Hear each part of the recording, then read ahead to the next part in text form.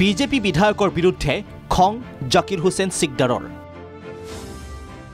পদ্ম হাজৰিকাৰ দুটা ৰূপ। বন্দুক লৈ মানুহক দিয়ে ভাবুকি।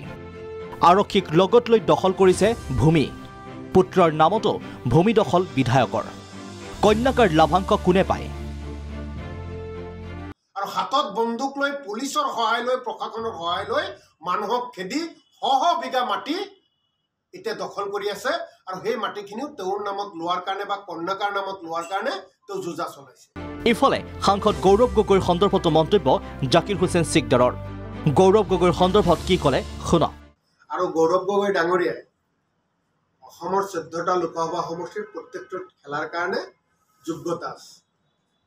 অসমৰ 14টা লোকসভা সমষ্টিৰ ভোটাৰে গৌৰৱ গগৈ ডাঙৰীয়াক নিজৰ MP হিচাপে পাব বিচাৰে। তাৰ কাৰণে অসমৰ 14টা লোকসভা সমষ্টিৰ প্ৰত্যেকজন ভোটাৰে ভাবে আমাৰ সাংসদ গৌৰৱ গগৈ হওক, গৌৰৱ গগৈ সাংসদ হলে আমি গৌৰৱ অনুভৱ কৰিম হৈ আছে। আৰু আহি থকা দিনত নিৰ্বাচনৰ দিন যিমানেই চুমু চাপি আহিব সিমানেই যোগদানৰ ভিৰ বাঢ়ি যাব। এইফালে বিজেপি আৰু মিত্ৰজোঁটৰ নেতাই কংগ্ৰেছত যোগদান কৰা সন্দৰ্ভত গুৰুত্বপূৰ্ণ মন্তব্য বিধায়ক জাকিৰ হুছেইন সিকদাৰৰ। নিৰ্বাচন যিমানেই ওচৰ চাপি আহিব সিমানেই ৰাজীৱ ভৱনত যোগদান বাঢ়িব।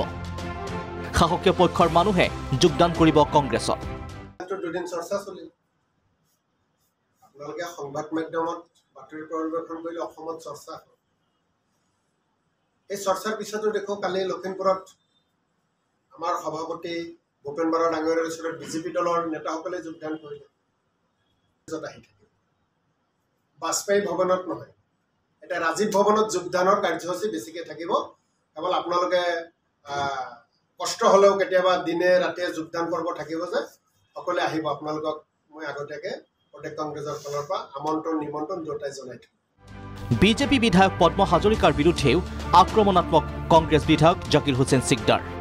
বিধায়ক পদ্ম হাজৰিকাৰ বিৰুদ্ধে কি বিস্ফোৰক অভিযোগ আনিলে কংগ্ৰেছ বিধায়কগৰাকীয়ে শুনক তেওঁৰ মুখেৰে।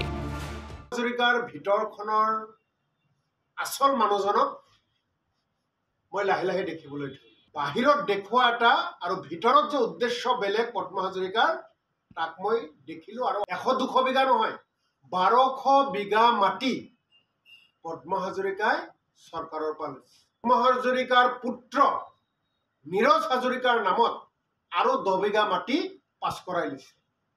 ভিডিঅ' জাৰ্নেলিষ্ট ৰিজুৰ সহযোগত ভুৱন চেতিয়া ৰিপৰ্ট প্ৰাগ নিউজ।